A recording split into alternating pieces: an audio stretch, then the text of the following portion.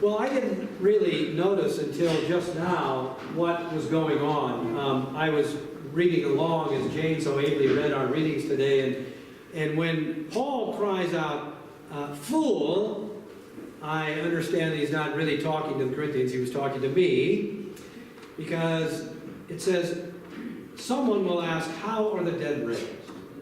And anybody who asks that question is a fool. And that's what I'm asking today. So Paul was talking to me because I was foolish enough to choose this text. Now, I could have chosen any of the other texts. I could have chosen Joseph's story. Gosh, that's an easy story to tell. The guy has the dream and da-da-da, goes to Egypt, all like that. It was a great story. You would have loved it.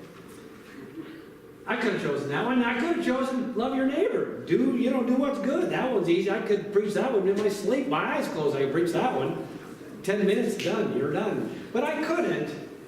All week, this was on my mind because it's just, I think, an interesting question. How are the dead raised? With what kind of body are we raised? So, Paul is a master of rhetoric, you know. He's a master of so many things. Rhetoric, poetry, theology, doctrine. He just really is. But rhetoric, he's really good. He goes along and he's like, how are the dead raised? He says, gives a body, and each body has a seed, imperishable, imperishable, dishonor, honor, raised. And you're like going along, yep. And you get to the end and you go, what? What did you say? Say it again. Did anybody understand it? I mean, really, do you understand it? It sounds like as we're reading it, you're like, yes, I'm with you all the way. And then you get to the end like, well, okay, so what did he mean? I don't know what he meant exactly, right? He's a master. Paul can speak clearly when he needs to, and he does. He speaks really plenty, clear stuff. And he can speak beautiful, poetic language when he wants to. He's one of the great poets of the New Testament. This from Romans by Paul, for I am sure, or I am convinced, that neither death, nor life, nor angels, nor principalities, nor things present, nor things to come, nor powers, nor height, nor depth, nor anything else in all creation will be able to separate us from the love of God in Jesus Christ. Yeah? Beautiful, right? He can dazzle you, but he can baffle you too. Sometimes in the same paragraph, I think. So he's speaking on this very difficult topic, which is really, I think at the core, it's just a commonly asked question, which is why I thought we ought not skip over it today. Who hasn't asked themselves, when we get to heaven, what do we look like? Yeah? I certainly have. There's lots of ways to ask that question. But the core of it is this. Am I going to know my loved ones? That's the core of it. Am I going to know them, and are they going to know me? And how will they know me? Yeah? If I get to heaven, and I have a body, which body do I get? Do I get the body I died with, or do I get my 15 or 25-year-old body? I think, Barb, didn't you tell me one time you thought you get your favorite body? When I'm at my best, that's the body I'm going to get, right? That's awesome, I think, and I'm going to go with that. I am. So Paul is writing, and he's speaking to these darn Corinthians. Now, we know that the Corinthians are a contentious lot. They have noisy worship. He's talked about that in this letter to the Corinthians. Some are speaking out of turn and so on and so forth. And then they have this profane lifestyle. They're sleeping around, doing all kinds of things. And they're incorporating new ideas, which is really more important to Paul than the sleeping around part, just so you know. He's really interested in these ideas that are coming in, right? And that's what he's arguing against. And for Paul, all of this is just too much. And Paul says to them simply, stop it. Just stop it. Right? Quit doing all the stuff you're doing. Quit worshiping the way you're worshiping, walking the way you're walking, living the way you're living, and believing the way you're believing. Because, he says, this is not the gospel that I gave to you. I gave you a very distinct gospel, a true gospel, and you have wavered, you left that truth, and you're starting to incorporate all kinds of things. And I want to lift up here something that's really important for 21st century Christians to remember. We take for granted our ability to speak freely and openly and challenge all kinds of doctrinal ideas. We do. And I think it's great, and we should. But don't take it for granted, is what I'm saying. Like, you're welcome to believe anything you want, no argument for me, okay? Right? I figure God's got you, God will handle you, it's no big deal. We're going to talk about stuff if you come up with something really crazy. But I'm just saying, you don't have to believe what I believe. You don't even have to believe what the church teaches. But I'm saying God's got. But in those days, you start to stray, nothing good's going to happen, right? So we take it for granted. And I'm just saying, appreciate our ability to speak freely. It's important. But Paul is not saying to them, death to all heretics. But he is saying, this is not the gospel that you got from me. Okay. So, here's what's happening. What's happening is he's stuck defending his own traditional faith in the face of new understandings. What is happening in this letter to the Corinthians, which is about the year, 55, 65 in that time, right? Paul is leaning back into his old tradition, and he's finding this tradition of resurrection. And when Abraham was first called, and the Jews were first called as people, they didn't necessarily have such a clear picture about the afterlife.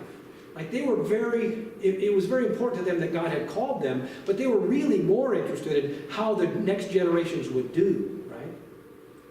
But sooner or later, I guess after some time, they really did develop this theology of a resurrection, a resurrected body.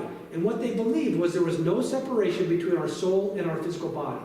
Like, they were the one thing. Like, you couldn't have one without the other. And so what was going to be raised at the end, when they talked about resurrection, was all of it.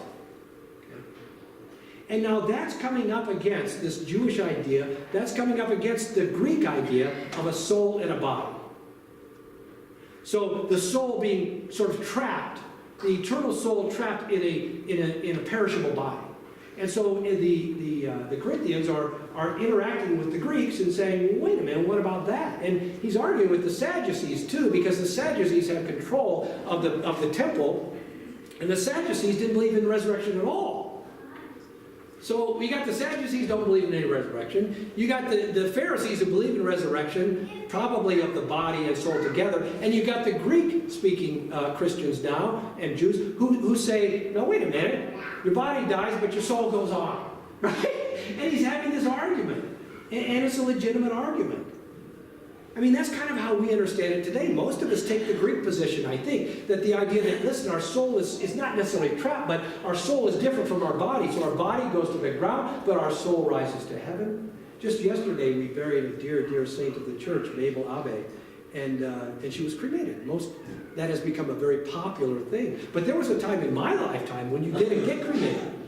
Yeah, there was a time in my lifetime when you thought, wait a minute, what if I need that body? Don't go burning that up. I'm going to need that. Okay, but the church has come to a new understanding.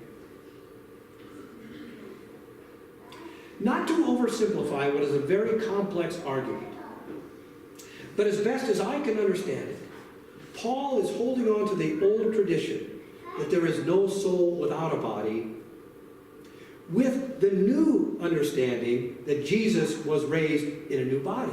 Okay? It looks like the old body, but it was not the same old body. And the reason we think that is, remember when Jesus came back after the resurrection? So Jesus comes and he's got a real body like me and you, right? Fully God, fully man, real body. Okay. Now they kill him on the cross.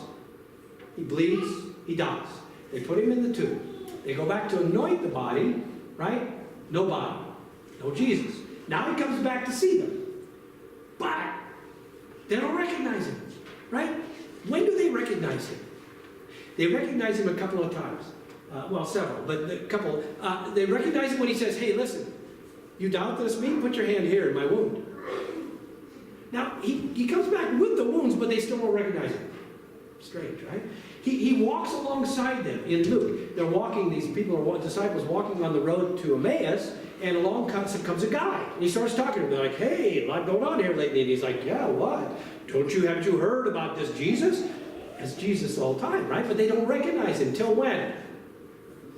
Breaks the bread, right? Yes. As soon as he breaks the bread and says the words, they're like, wait a minute. This whole time. There's another one in John where they're at the beach, they're out fishing on the boat, and Jesus shows up, and they're like, is that him or not? And he says, is it a ghost? They don't know. And he says, well, give me some fish. And he eats it. Look, a ghost can't eat fish. A disembodied spirit can't eat fish. So I don't know. This is why I'm foolish, because I'm talking about it and I have no idea what I'm talking about. Which is very much like most of my sermons. Yes, it is. But usually I have something I'm going to be able to say at the end. Don't get your hopes up. But here's what you can know. For Paul, there was always going to be a body. For Paul, there is no such thing as a disembodied soul, a disembodied spirit, a disembodied resurrected person. For Paul, there is always a body. Now, you can think about it spiritually. You can think about it in community. You're part of a body. Paul taught that over and over and over and over. There's one body, the body of Christ, and that body has many members, right? The church is a body. But he means more than that. He means as individuals, you will always know and have your body, some kind of a body.